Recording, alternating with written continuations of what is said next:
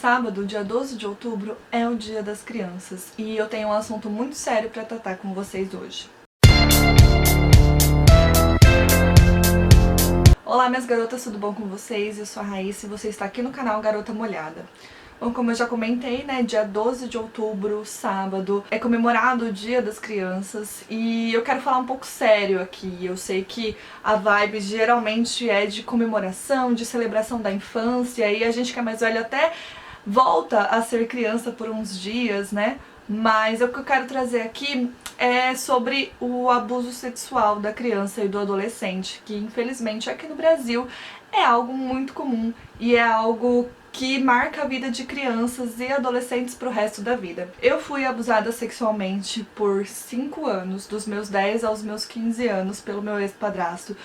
Eu não vou contar minha história hoje pra vocês, porque eu estou preparando esse vídeo ainda. Eu sei que vai ser um vídeo pesado pra gravar, então eu ainda tô me preparando psicologicamente pra trazer a minha história aqui. Mas eu sei como é ser abusada e eu sei como é ter uma pessoa tocando você que você não quer. E quando a gente é criança, quando a gente é adolescente, as pessoas mais velhas se utilizam do poder que elas têm pra poder manipular a gente, pra poder deixar a gente com medo. O que foi que aconteceu comigo? Eu era ameaçada o tempo todo de várias coisas diferentes, sofria muitas pressões psicológicas.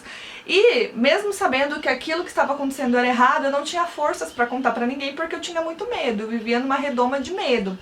E as crianças e adolescentes que sofrem abuso sexual, elas têm sinais, né? Existem sinais que mostram que as coisas não estão indo tão bem quanto parece. Eu gostaria de deixar aqui alguns dados pra vocês de uma pesquisa que é do Datafolha.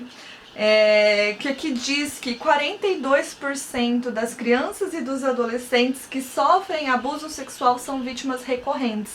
O que isso quer dizer? Quer dizer que é igual ao meu caso, que eu sofri com isso durante 5 anos. Elas sofrem sempre, porque geralmente é com alguém que está dentro de casa, com alguém muito próximo da família. Então, pode ser um tio, pode ser um vizinho, pode ser um pai, pode ser um irmão, pode ser o padrasto, pode ser o primo.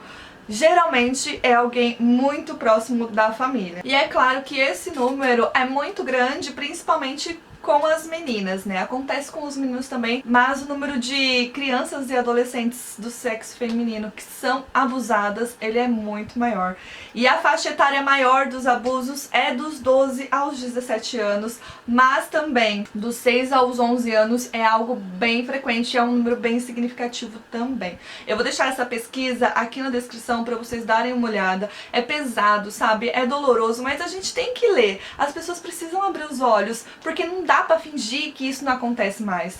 Ah, que família bonita, que coisa legal. Gente, todo mundo pode passar por isso. Então, uma pesquisa que fala que 7 a cada 10 mulheres já sofreram algum tipo de abuso. Ou seja, a gente é a maioria, infelizmente, porque a gente tem essa cultura machista e patriarcal de que o corpo da mulher é propriedade do homem e não é. E isso acontece, né, dos homens acharem isso desde quando a gente é criança. E aí aqui nessa pesquisa então diz que 68% dos abusos acontecem dentro de casa. E em muitos casos a família não quer alarde, a família não quer denunciar, porque a família não quer se expor. Mas gente, tem que se expor, tem que denunciar, essas pessoas não podem sair impunes, sabe? Não é só se afastar da pessoa. E em muitos casos, a família nem apoia a pessoa que está sendo abusada, acha que ela está mentindo, acha 1000 coisas diferentes, né? E não dá o suporte necessário. Eu tive muita sorte de que a minha família, a minha mãe, me apoiou muito e acreditou em mim. Na primeira vez que eu disse, ela já acreditou em mim, sabe? Mas tem pessoas que passam por isso e que a família, no caso, não apoia, não acredita. Então a gente precisa dar suporte sim para essas pessoas, tá? E eu quero trazer um outro fato aqui, que é a importância da educação sexual. A educação sexual não é ensinar a criança a fazer sexo, como muita gente acha, de forma errada, inclusive. A educação sexual é justamente para mostrar para as crianças que elas têm os órgãos sexuais dela, como que funcionam esses órgãos e que as pessoas não podem encostar ali, não podem, e que se alguém encostar ali, ela precisa correr e contar para a mamãe, contar para a família. Vocês entendem? Vocês precisam passar uma confiança muito grande para as crianças. Vocês precisam conversar, converse com as suas crianças, converse com seus adolescentes, expliquem, se coloquem do lado dessas crianças e desses adolescentes que estão dentro da sua casa, que são seus filhos, são seus sobrinhos. Sente e fale com essas crianças, fala, olha, ninguém pode colocar a mão em você, não deixa, essa parte sua é só sua, ninguém pode colocar a mão aí. Se alguém colocar a mão aí, corre e conta pra mamãe, corre e conta pro papai. Às vezes o pai é o abusador, mas enfim, alguém de confiança, sabe? Ela precisa ter uma estrutura, ela precisa saber que ela pode confiar em alguém. Então por isso que é tão importante a gente conversar sobre a educação sexual com as nossas crianças e nossos adolescentes. Não é ensinar putaria, é ensinar ela a se defender, é ensinar ela a contar para as pessoas o que acontece se acontecer algo que é errado, entende? Eu quero deixar aqui alguns sinais para vocês que podem indicar que a criança está sofrendo algum tipo de abuso.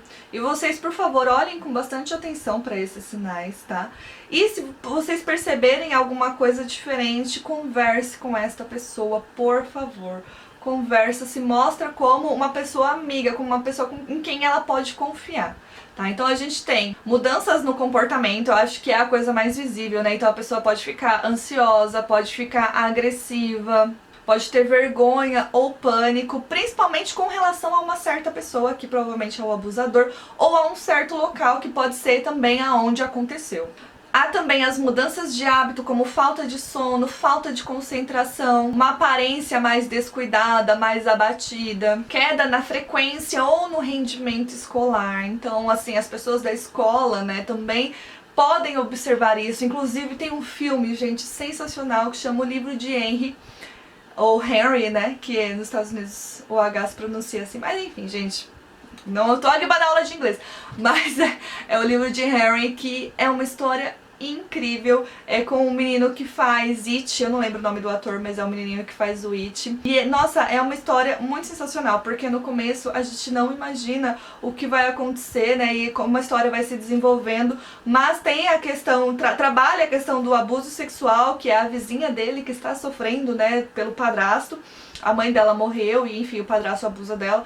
E aí, esse menino tenta fazer de tudo pra que as pessoas enxerguem que isso está acontecendo. E todo mundo fecha os olhos, principalmente a polícia, a escola. Só que daí, chega no momento que a escola percebe, sabe? Então a escola também tem essa função de observar, né? De ver se tem algum comportamento diferente na criança e aí relatar aos pais. E aí tem também as reações físicas, que são os problemas causados por estresse mesmo, que é vômito, dor de cabeça, dificuldade da digestão ou até uma diarreia, né? Alguma coisa que é causada pelo estresse e pela ansiedade mesmo. Também pode acontecer baixa autoestima, depressão, automutilação e até tentativa de suicídio. E aí você precisa também ficar atenta se ela aparenta marcas de agressão, sangue na calcinha, doenças sexualmente transmissíveis e, é claro, gravidez, né? Que se acontecer uma gravidez a gente pode chegar a uma certa conclusão. Mas assim, tudo precisa ser averiguado, tá?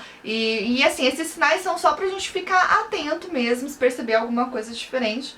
E aí, como eu falei, converse com a criança. E a gente tem muitos casos, né, onde o adulto fala pra criança ou pro adolescente, esse é o nosso segredinho. E a gente precisa explicar para as crianças que elas não precisam ter segredos com pessoas mais velhas. Que isso já é um tipo de gatilho para ela entender que se falarem esse é o nosso segredinho, ela sabe que aquilo tá errado, aquilo não está certo, ela pode contar para alguém.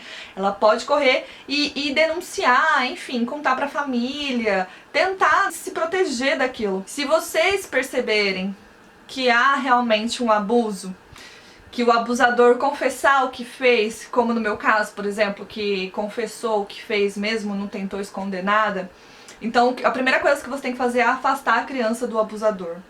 E aí você tem que ouvir a criança ou adolescente com muita atenção, sem questionar, tá? Não fica questionando, ai, mas não tem questionamento pra isso. Mostre, claro, muita empatia pela criança, mostre que você está interessado em ajudar, e não mostre pânico, porque isso pode deixar ela pior.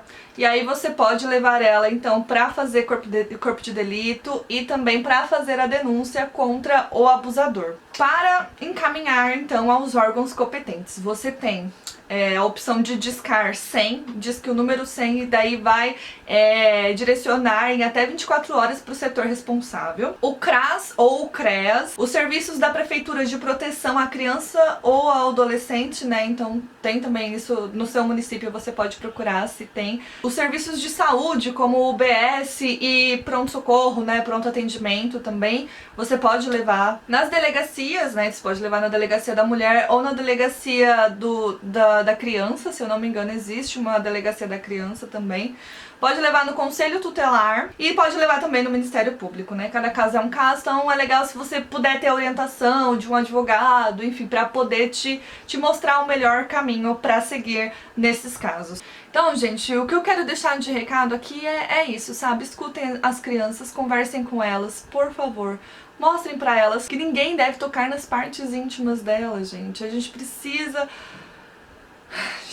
conversar com as nossas crianças para que isso pare de acontecer, porque conversar com os adultos já não adianta, né?